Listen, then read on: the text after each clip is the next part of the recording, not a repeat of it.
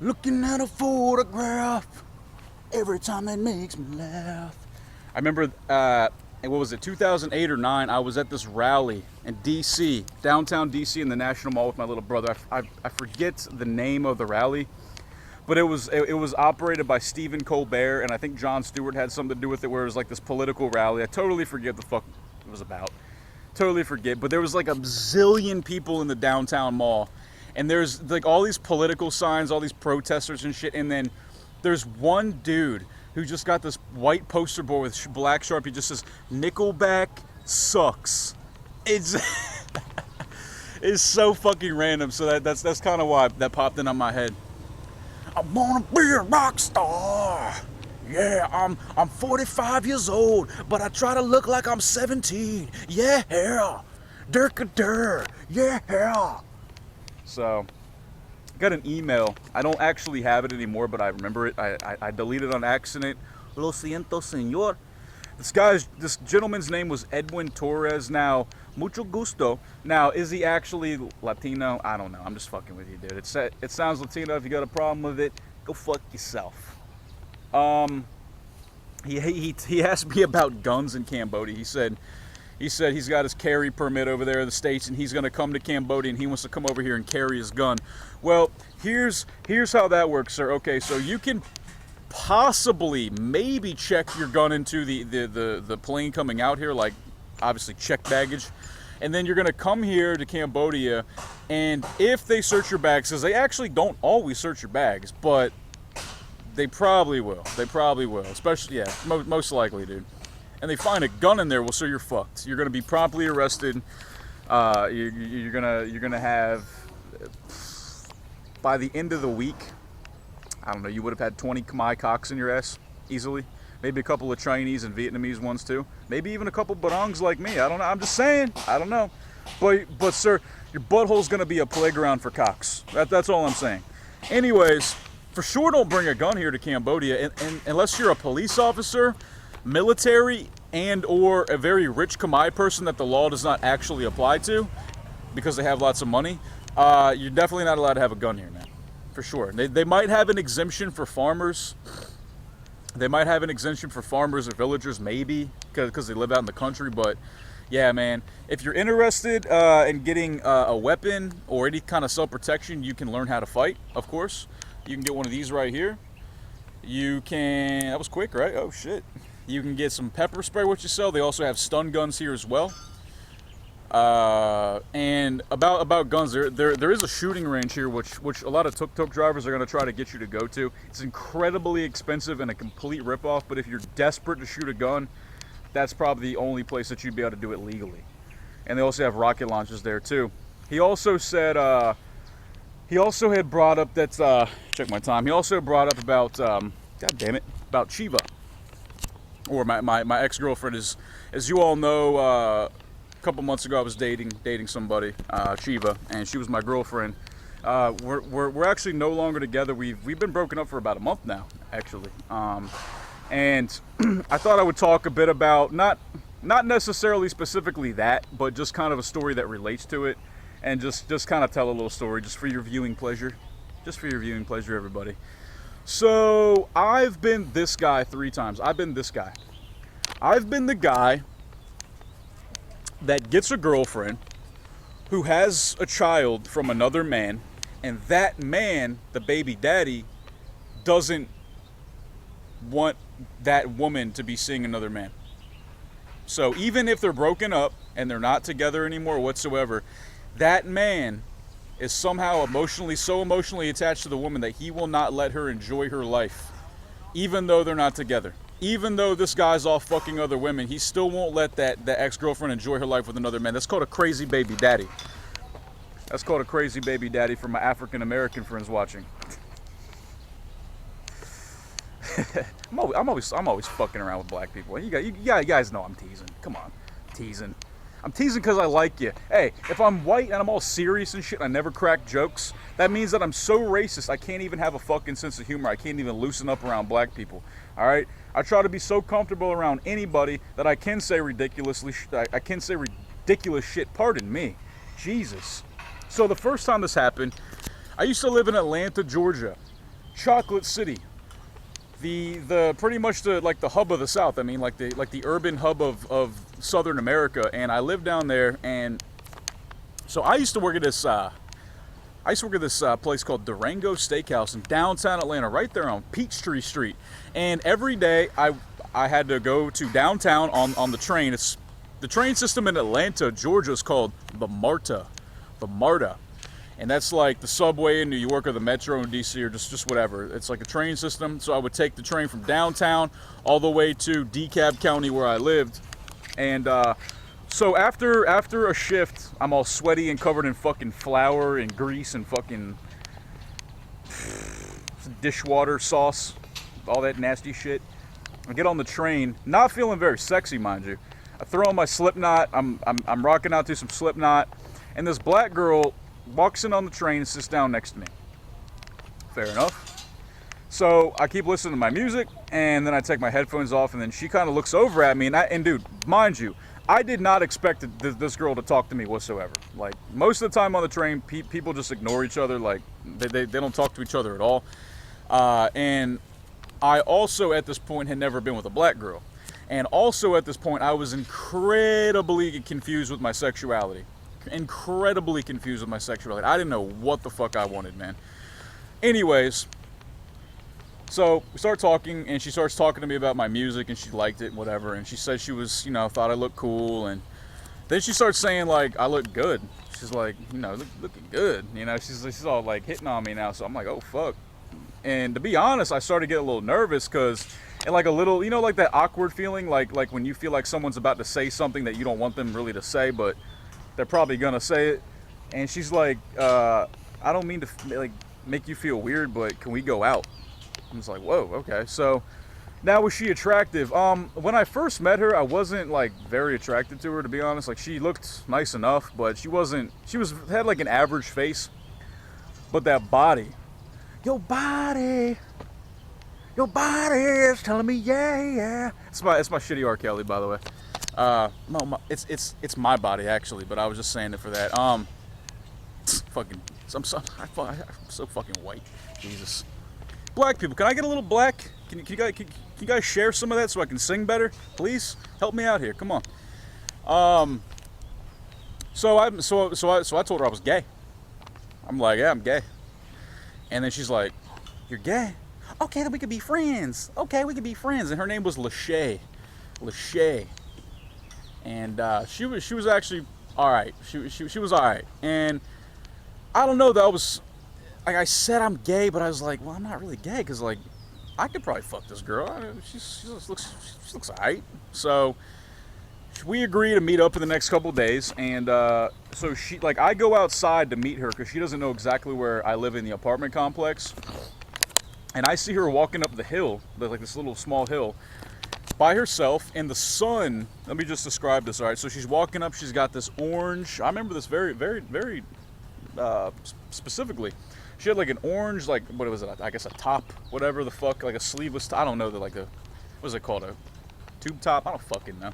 A bright orange top, titties just okay, so she's just walking, and it's just titties to the right, titties to the left, titties to the right, titties to the left, titties to the right, and just going like that. And then I see these chocolatey, now, if you guys look at my thighs are white as fuck, but she had these smooth, let me just kneel down here. She had these smooth, chocolatey, deliciously brown, and just shiny, like shiny, smooth, chocolatey legs, man. And the sun was just they were just glistening in the sunlight. And yeah, she had that sexy walk, and just a very voluptuous woman. I had never been with a woman like that before. It's not necessarily because she's black, but just because, like, that's how she was built personally. And I'm not gonna lie, old No Joke here was a little taken aback. I was into it. So right behind her, though, happens to be a 6'4" black dude holding a baby. Okay, what the fuck is this? She's like, oh, hey Brayton, how you doing? This is my baby daddy. And she really said this. She's like, this is my baby daddy Mario. He just wanted to come and meet you. And at the time, mind you, I was maybe 21. I think I was 21 years old. 21.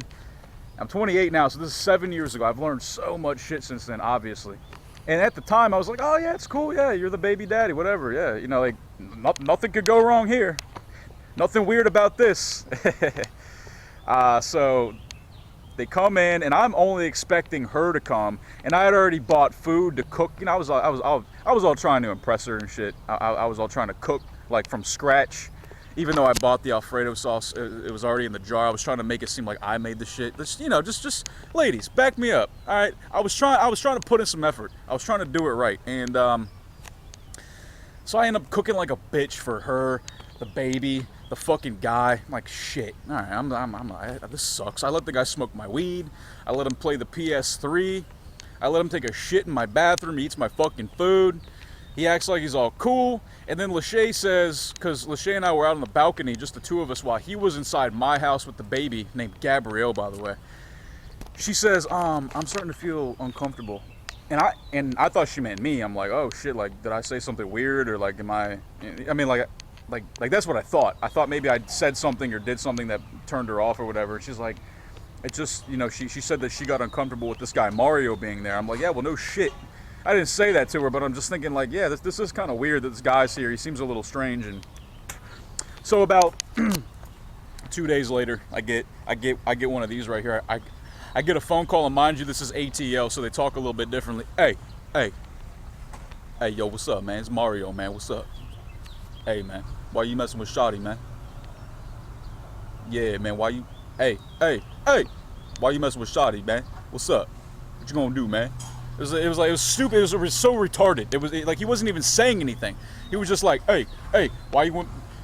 Shawty is like it's like a fucking girl or bitch or whatever the fuck, and that's what the fuck they say down there. So, anyways, I just kind of like let it go. I figure, well, maybe he just, you know, like maybe in the next couple of days he'll fuck off or whatever. But no, he didn't. So there was a time where he came to my house while she was there and started banging on the door and tried to make her leave.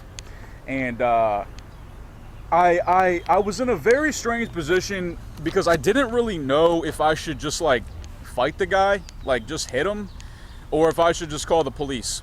So when he came to my house and started to try to get her out, like he didn't come in the house, but he was just like yelling outside talking shit. And he was like, he even punched my front door one time, which, I mean, it's probably enough to do something, but I felt like I had a lot to lose, and this girl Lachey, and her baby just wasn't worth it. Like, why am I gonna risk going to jail in DeKalb County in the deep South, where I'm probably gonna be one of the few white boys in prison, you know, get my ass whooped, probably get my butthole torn apart, maybe, hope not, but you know, why am I gonna do that over a piece of pussy that wasn't even that good anyway, you know? So I ended up calling the cops and everything, and then, by the way, we fucked one time. I only fucked this girl one time. It was terrible, by the way. It wasn't that good at all. And when we went to bed that night, she snored, and every 5 minutes she did this with her leg. She'd be all cuddled up to me, and her fucking leg would do this, and it would just keep me up. So she was snoring and shaking. Get the fuck out of my house, bitch. Get the fuck out of here. So I was on a train one night, again going back home, and this guy Mario, I see him across the tracks, and he's standing there like this, staring at me. Mind you, I fucked her like a week before this, and I hadn't even really talked to her in like a week. So I assumed that just because of that, like, this guy's not going to be a problem anymore. And mind you, I didn't stop seeing her just because of the guy. I stopped seeing her because I didn't click with her. I didn't like her. The sex wasn't even that good, to be honest. And man, I just wasn't feeling it, man. Like, she wasn't intellectually stimulating whatsoever. She was just a nice piece of pussy to try out, and like I said, wasn't even all that great. So this guy gets on the train with me, and we got about 2 feet of space in front of us, and he's like I said, he's tall. He's like 6'4", kind of strong looking, but not like thick or anything. He was just, you know, like not a small guy by any means.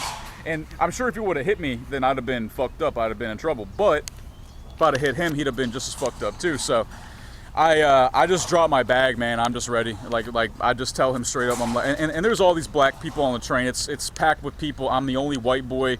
They're about to see a fight with a brother and a white boy, and everyone's getting pretty tense, and there's people telling us to calm down, and like, you know, there's old people on there, like we're scaring them and stuff, and I'm just like, look, motherfucker, just go. I'm not gonna act like I was on the train, but I bowed up on him, man. I was ready. I just told him to go ahead and take a swing, do something. I'm right here in front of you, man.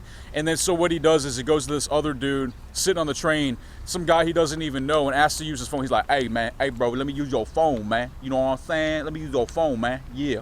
So he gets it, and he just does this, like he does that, like a couple of pushes, like he's acting like he's dialing a number, and then he gets on, he's like, hey, man, I'm about to be at Kensington Station in about 3 minutes, man. Hey, look, white boy on deck, you know what I'm saying? White boy on deck, we're gonna whoop the motherfucker ass, you know what I'm saying? Yeah. And he puts it down. And again, I call the police. You can call me a bitch if you want, but look, man, this guy was the type of guy who had nothing to lose. This guy had no friends, no job, no life. He had nothing but free time and anger in his heart. So this was the type of dude that might actually have me jumped. He might shoot me. He might stab me. He might do something fucked up. And I had a lot to lose at the time.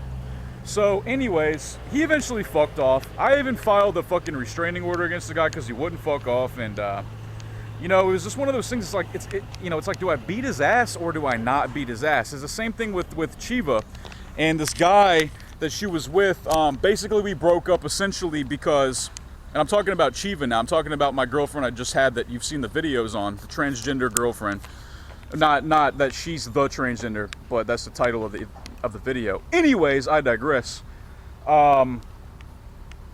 Basically, we broke up because of a child that she's raised, essentially the child of another man, and this man uses the child to keep her in his life, even though he treats her like shit and cheats on her and hits her and all this type of stuff. So but she loves the child. She's known the child for 4 to 5 years, so she would, even though she's going to be forced to be with this terrible ex-boyfriend of hers, or for all I know at this point, they could be back together. I mean, probably not, but for all I know, hey man, could be.